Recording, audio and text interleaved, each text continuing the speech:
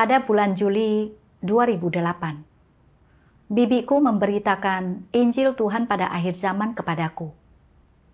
Melalui pembacaan firman Tuhan yang Maha Kuasa, aku jadi mengerti bahwa hidup manusia berasal dari Tuhan. Bahwa segala sesuatu yang kunikmati diberikan olehnya. Dan bahwa aku harus percaya kepada Tuhan dan menyembahnya. Saat itu, keluargaku menjalankan peternakan babi.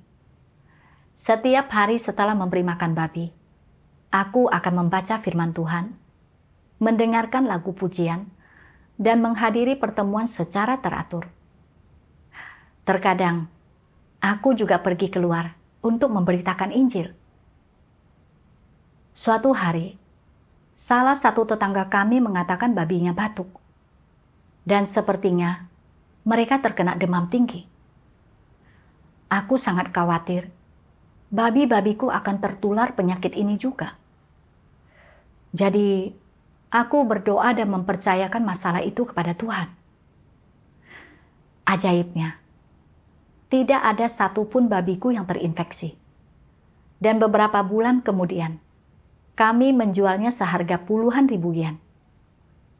Aku sangat senang.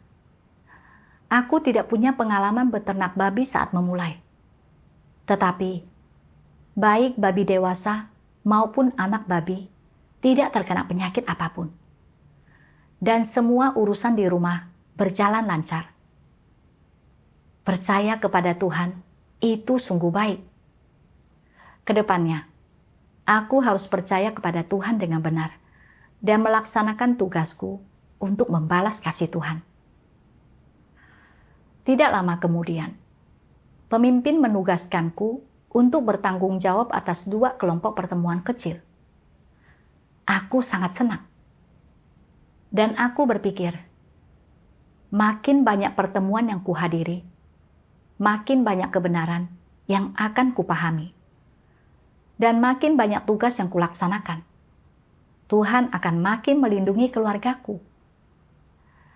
Setelah itu, entah seberapa sibuk urusan di rumah, aku akan selalu berusaha mencari waktu untuk melaksanakan tugasku. Namun, pada akhir 2008, sesuatu yang tidak terduga terjadi. Suatu malam, sekitar jam 12 malam, kakak laki-lakiku, ipar perempuanku, dan suamiku baru pulang kerja dan mengemudi dengan terburu-buru. Saat itu gelap, hujan, dan jalan di pegunungannya tidak rata. Dan mereka tiba-tiba jatuh ke parit yang dalam di sebuah tikungan. Kepala suamiku terbentur pintu mobil. Pecahan kaca mengenai wajahnya. Wajahnya penuh luka, dan dia berlumuran darah. Dia langsung pingsan saat itu juga. Dia kehilangan begitu banyak darah, sehingga dia koma di rumah sakit selama sekitar 2 jam sebelum sadar. Setelah keluar dari rumah sakit, suamiku mengalami gegar otak ringan. Dan terkadang, dia bicara melantur. Dia kehilangan 1 gigi. Luka di mulutnya belum sembuh. Dan bicaranya tidak jelas.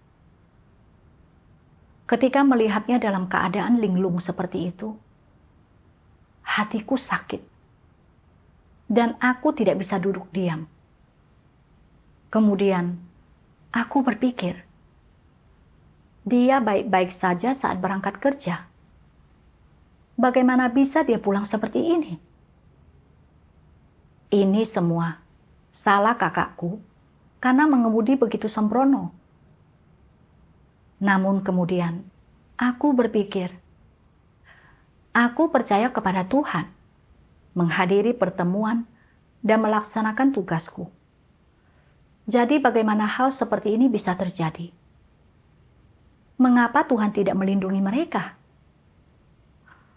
Jika suamiku mengalami efek jangka panjang, akan seperti apa hidup kami nanti? kedua putra kami masih kecil. Dan kami juga punya peternakan babi. Siapa yang akan ikut memikirkan hal-hal ini? Selama beberapa hari berikutnya, aku sangat khawatir. Sehingga aku tidak bisa makan atau tidur dengan nyenyak. Dan kakiku terasa berat saat berjalan. Aku tidak punya semangat untuk membaca firman Tuhan atau mendengarkan lagu pujian. Dan ketika aku memaksakan diri pergi ke pertemuan, aku hanya menundukkan kepala dan tidak ingin berbicara. Kemudian, setelah mengetahui keadaanku, Saudari Wang Fang memutarkan lagu pujian firman Tuhan ini. Engkau harus memberi kesaksian bagi Tuhan dalam segala hal. Dalam setiap langkah pekerjaan yang Tuhan lakukan pada manusia, di luarnya tampak sebagai interaksi antara manusia. Seolah-olah timbul dari pengaturan manusia atau dari gangguan manusia. Namun di balik layar, setiap langkah pekerjaan dan semua yang terjadi adalah pertaruhan yang iblis buat di hadapan Tuhan dan menuntut orang-orang untuk tetap teguh dalam kesaksian mereka bagi Tuhan. Misalnya, ketika Ayub diuji, di balik layar, iblis bertaruh dengan Tuhan. Dan yang terjadi kepada Ayub adalah perbuatan manusia dan gangguan manusia. Di balik setiap langkah pekerjaan yang Tuhan lakukan di dalam diri engkau semua adalah pertaruhan antara iblis dengan Tuhan. Di balik semua itu ada peperangan. Wang Fang bersekutu denganku. Saudari, kita semua tahu tentang pengalaman Ayub. Meskipun yang tampak adalah kawanan lembu dan dombanya yang besar, itu dirampas pencuri. Kenyataannya, ini adalah pencobaan dari iblis. Iblis berpikir bahwa Ayub hanya takut akan Tuhan, karena Tuhan telah memberkatinya. Tuhan mengizinkan iblis mencobai Ayub, sehingga iblis mulai menyerang Ayub, menggunakan pencuri untuk mencuri unta dan ternaknya, serta mencelakai anak-anaknya. Dan kemudian, iblis menimpakan borok ke seluruh tubuh Ayub. Tujuan iblis adalah membuat Ayub mengeluh tentang Tuhan dan menyangkalnya. Namun, Ayub memiliki iman yang sejati kepada Tuhan, dan dia percaya bahwa Yahweh yang memberi dan Yahweh yang mengambil, dan dia memuji nama Tuhan. Dia memberi kesaksian yang berkumandang bagi Tuhan. Saat kita mengikuti Tuhan, iblis akan menuduh dan menyerang kita. Dan inilah sebabnya kita dicobai. Sama seperti hal-hal yang terjadi dalam keluargamu. Tujuan iblis adalah membuatmu meninggalkan Tuhan dan kehilangan keselamatannya. Kita harus beriman kepada Tuhan dan tidak terpedaya oleh tipu muslihat iblis. Setelah mendengar persekutuan Wang Fang, aku sadar bahwa peristiwa ini sebenarnya adalah pertempuran rohani dan iblis mencoba menggangguku. Iblis tidak ingin aku diselamatkan dengan percaya kepada Tuhan. Jadi, ia berusaha sekuat tenaga untuk menghancurkan dan mengganggu iman dan keselamatanku. Dengan menggunakan kecelakaan mobil suamiku untuk menggoyahkan tekadku mengikuti Tuhan. Ia ingin membuatku ragu dan tidak percaya kepada Tuhan. Dan akhirnya, binasa bersamanya. Iblis begitu jahat, dan aku tidak boleh jatuh ke dalam perangkapnya. Lalu, aku berpikir lebih jauh tentang malam ketika suamiku kecelakaan. Saat itu gelap dan hujan. Jalan gunung sudah tidak rata dan menjadi licin saat hujan. Kakakku mengemudi dengan sembrono dan tanpa sengaja memacu mobil masuk ke dalam parit. Dan ini akan terjadi, baik aku percaya kepada Tuhan atau tidak. Namun, aku mengeluh tentang Tuhan ketika semua hal ini berjalan salah. Aku sangat kurang bernalar. Tidak seharusnya aku mengeluh tentang Tuhan. Setelah memahami ini, aku bertekad untuk terus percaya dan mengikuti Tuhan.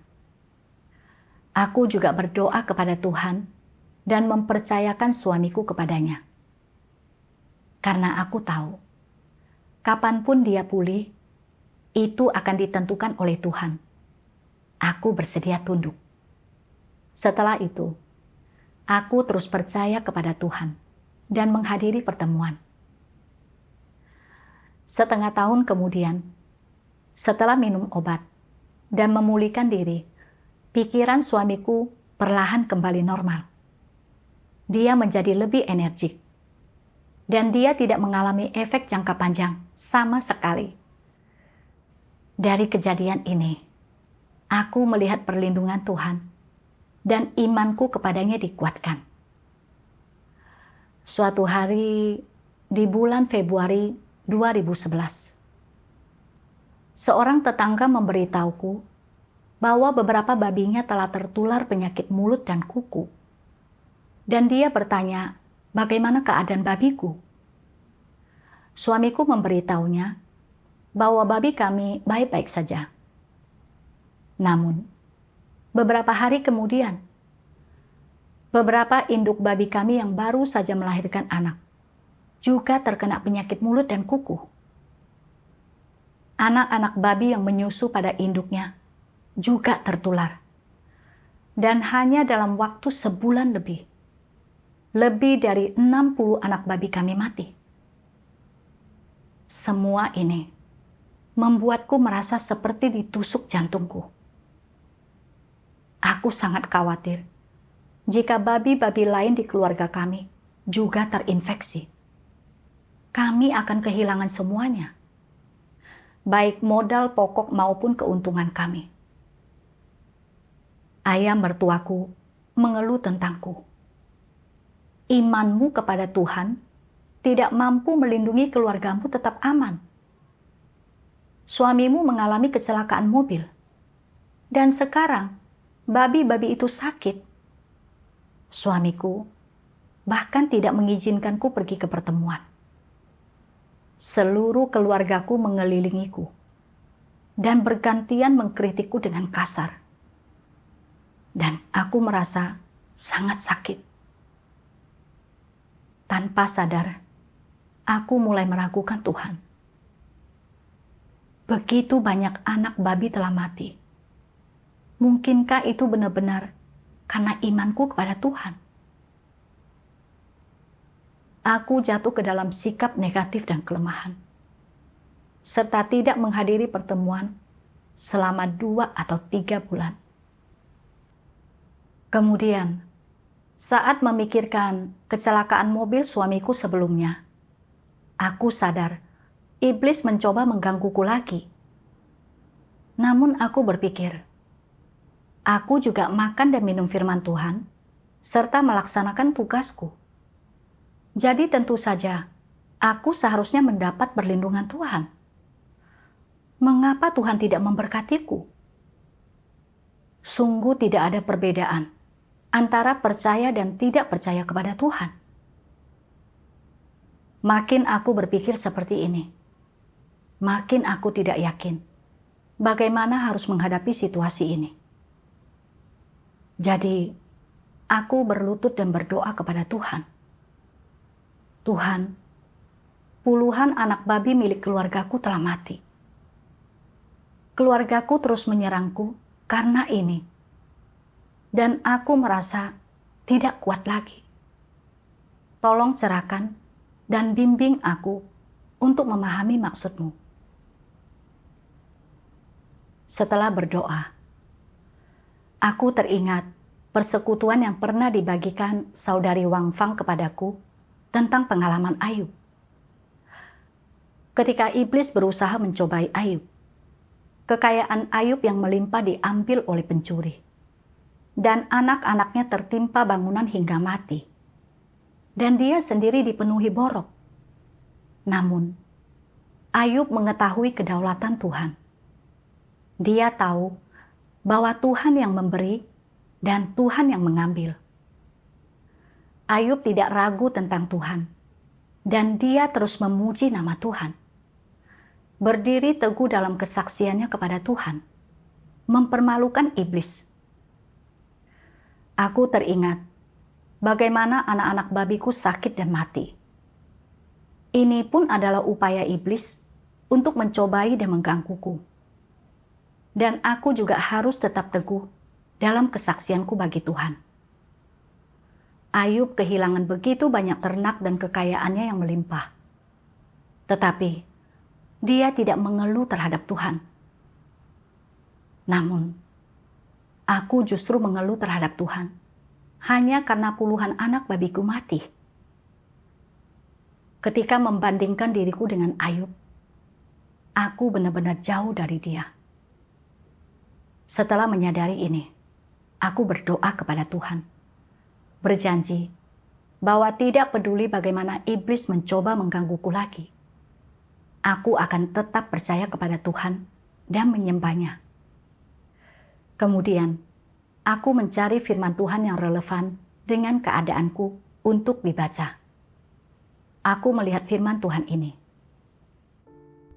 Hal yang engkau kejar adalah agar bisa memperoleh kedamaian setelah percaya kepada Tuhan, agar anak-anakmu bebas dari penyakit, suamimu memiliki pekerjaan yang baik, putramu menemukan istri yang baik, putrimu mendapatkan suami yang layak, lembu dan kudamu dapat membajak tanah dengan baik, cuaca bagus selama 1 tahun untuk hasil panenmu. Inilah yang engkau cari. Pengejaranmu hanyalah untuk hidup dalam kenyamanan, supaya tidak ada kecelakaan menimpa keluargamu, angin badai berlalu darimu, wajahmu tak tersentuh oleh debu pasir, hasil panen keluargamu tidak dilanda banjir, terhindar dari bencana apapun, hidup dalam dekapan Tuhan, hidup dalam sarang yang nyaman. Seorang pengecut sepertimu yang selalu mengejar daging, apa engkau punya hati? Apa engkau punya roh? Bukankah engkau adalah binatang buas? Aku memberimu jalan yang benar tanpa meminta imbalan apapun, tetapi engkau tidak mengejarnya. Apakah engkau salah satu dari orang-orang yang percaya kepada Tuhan? Aku memberikan kehidupan manusia yang sejati kepadamu, tetapi engkau tidak mengejarnya. Apakah engkau tidak ada bedanya dari babi atau anjing? Dari firman Tuhan, aku mengerti bahwa Tuhan membenci mereka yang percaya kepadanya dengan niat untuk mendapatkan berkat. Namun dalam imanku, aku ingin Dia melindungi kedamaian serta kesehatan keluargaku, dan agar ternakku berkembang biak dengan banyak, dan kami dapat menghasilkan banyak uang dari sana. Ketika segala sesuatu dalam keluarga berjalan lancar, tanpa bencana atau kemalangan, aku aktif melaksanakan tugasku. Dan setelah suamiku pulih dari kecelakaan mobilnya, aku bersyukur kepada Tuhan dalam hatiku. Namun, ketika anak-anak babi terus mati satu persatu, aku mengeluh kepada Tuhan karena tidak melindungi keluargaku. Aku menjadi begitu negatif sehingga tidak bisa fokus membaca firman Tuhan dan tidak menghadiri pertemuan selama 2 atau 3 bulan. Setiap hari, aku mengkhawatirkan kesehatan babi-babi dan tentang kerugian finansial kami. Aku sadar bahwa aku percaya kepada Tuhan hanya untuk menerima kasih karunia dan berkat-Nya. Dan aku mencoba tawar-menawar dengan Tuhan. Aku benar-benar egois dan tercelah. Bayangkan seekor anjing. Ketika pemiliknya memberinya makan, ia menjaga rumah untuk pemiliknya. Tetapi ketika pemiliknya tidak memberinya makan, anjing itu tetap menjaga rumah untuk pemiliknya. Aku bahkan lebih buruk daripada seekor anjing. Ketika Tuhan memberkatiku, aku bersyukur kepadanya.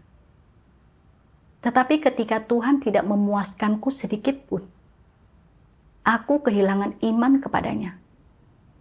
Dan bahkan, ketika keluargaku menyerangku, aku mulai secara halus menerima pandangan mereka, mengembangkan keraguan dan keluhan tentang Tuhan. Sungguh, aku ini orang yang bingung. Aku kurang pengalaman dalam beternak babi. Jika babi-babi itu terkena penyakit mulut dan kuku, lalu mati, itu tidak terelakkan. Selain itu, beberapa babi yang dipelihara oleh tetanggaku juga telah mati. Dan ini adalah hal yang sangat umum dalam industri peternakan. Namun, aku tidak bisa memandang masalah ini dengan benar. Dan malah mengeluh karena Tuhan tidak melindungi keluargaku. Bukankah aku tidak bernalar? Setelah memahami maksud Tuhan, aku merasakan kelegaan yang besar di hatiku. Aku bersedia melepaskan keinginanku akan berkat dan tidak lagi meminta berkat atau kedamaian dari Tuhan. Tunduk pada pengaturan dan penataan Tuhan, serta memetik pelajaran dalam situasi yang Dia atur untukku. Setelah itu, aku terus menghadiri pertemuan, dan perlahan hubunganku dengan Tuhan makin dekat. Suatu pagi di bulan Agustus, ketika aku pergi memberi makan babi, aku perhatikan 2 babi dewasa batuk dan memiliki bercak merah di tubuh mereka. Aku segera menelepon tetanggaku untuk menanyakan penyakit apa ini. Tetanggaku berkata, babi rentan terhadap demam tinggi pada waktu seperti ini. Beberapa babi dari tetangga sebelah telah tertular penyakit ini. Penyakit ini menular, jadi kau harus segera membeli obat pencegahnya. Ketika mendengar bahwa penyakit ini menular, aku menjadi sangat khawatir. Keluargaku memiliki lebih dari 40 babi dewasa yang hampir siap dipasarkan. Jika mereka semua terkena demam dan mati, bukankah investasiku selama 6 bulan terakhir akan lenyap bersama dengan potensi keuntunganku? Jadi, aku berdoa kepada Tuhan dan mempercayakan hal ini kepadanya. Kemudian, aku teringat firman Tuhan. Hati dan roh manusia berada dalam genggaman Tuhan, dan segala sesuatu dalam hidupnya di bawah tatapan mata Tuhan. Entah engkau mempercayai semua ini atau tidak, setiap dan segala hal, baik hidup atau mati, akan bergeser, berubah, diperbarui dan lenyap sesuai dengan pemikiran Tuhan. Dengan cara inilah Tuhan berdaulat atas segala sesuatu. Firman Tuhan membuatku mengerti bahwa baik yang hidup maupun yang mati ada di tangan Tuhan. Dan apakah babi-babi ini terinfeksi atau tidak, juga ada di tangan Tuhan. Yang bisa kulakukan hanyalah memberi mereka obat sebagai tindakan pencegahan. Dan hidup atau mati mereka ditentukan oleh Tuhan. Aku menjadi bersedia tunduk pada kedaulatan dan pengaturan Tuhan, dan tidak lagi mengeluh tentang Tuhan. Kemudian, saat memberi makan babi, aku mencampurkan obat pencegahan ke dalam pakan mereka. Dan setelah beberapa hari, kedua babi yang sakit menjadi pulih, dan yang lainnya juga baik-baik saja. 2 bulan kemudian, meskipun banyak babi milik orang lain mati, sekitar 40 babiku semuanya sehat dan terjual dengan harga tinggi. Kali ini, aku tidak mengeluh tentang Tuhan karena babi-babi itu sakit. Dan aku sangat senang dan bersyukur kepada Tuhan atas perlindungannya. Kemudian, aku membaca bagian lain dari firman Tuhan dan menemukan jalan penerapan. Tuhan Yang Maha Kuasa berfirman, "Tidak ada hubungan antara tugas manusia dan apakah dia menerima berkat atau menderita kemalangan. Tugas adalah sesuatu yang harus dipenuhi oleh manusia. Itu adalah panggilan surgawinya dan seharusnya tidak bergantung pada imbalan jasa, kondisi, atau alasannya. Baru setelah itulah dia bisa dikatakan melaksanakan tugasnya. Menerima berkat mengacu pada berkat yang orang nikmati ketika mereka disempurnakan setelah mengalami penghakiman.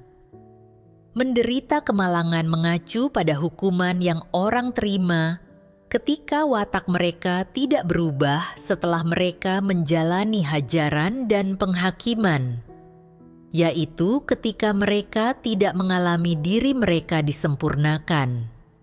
Namun, entah mereka menerima berkat atau menderita kemalangan, makhluk ciptaan haruslah melaksanakan tugas mereka, melakukan apa yang seharusnya dilakukan, dan melakukan apa yang mampu dilakukannya. Inilah yang setidaknya harus dilakukan seseorang yang mengejar Tuhan. Janganlah engkau melakukan tugasmu hanya untuk menerima berkat, dan janganlah engkau menolak untuk melaksanakan tugas karena takut mengalami kemalangan. Dari firman Tuhan, aku memahami bahwa pelaksanaan tugas dalam iman adalah panggilan surgawi manusia.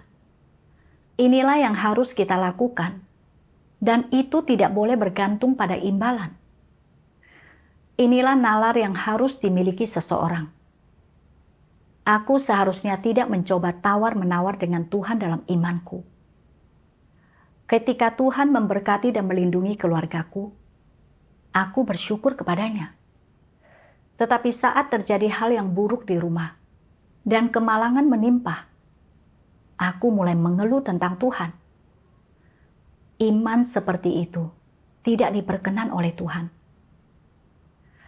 Aku adalah makhluk ciptaan, dan takdir serta kekayaanku berada di tangan Tuhan. Apakah Tuhan memberi atau mengambil? Aku harus tunduk pada pengaturan dan penataan Tuhan, serta memenuhi tugasku. Melalui pengalaman-pengalaman ini, aku mendapat pengenalan akan tipu muslihat iblis, dan aku memperoleh pemahaman tentang niatku untuk mencari berkat melalui imanku. Pandangan keliruku tentang iman kepada Tuhan juga sedikit diperbaiki. Dan aku jadi tahu bahwa dalam mempercayai Tuhan, kita harus tunduk kepadanya, mengejar kebenaran, dan mengupayakan perubahan watak. Aku sangat bersyukur kepada Tuhan atas apa yang telah kupahami dan kudapatkan.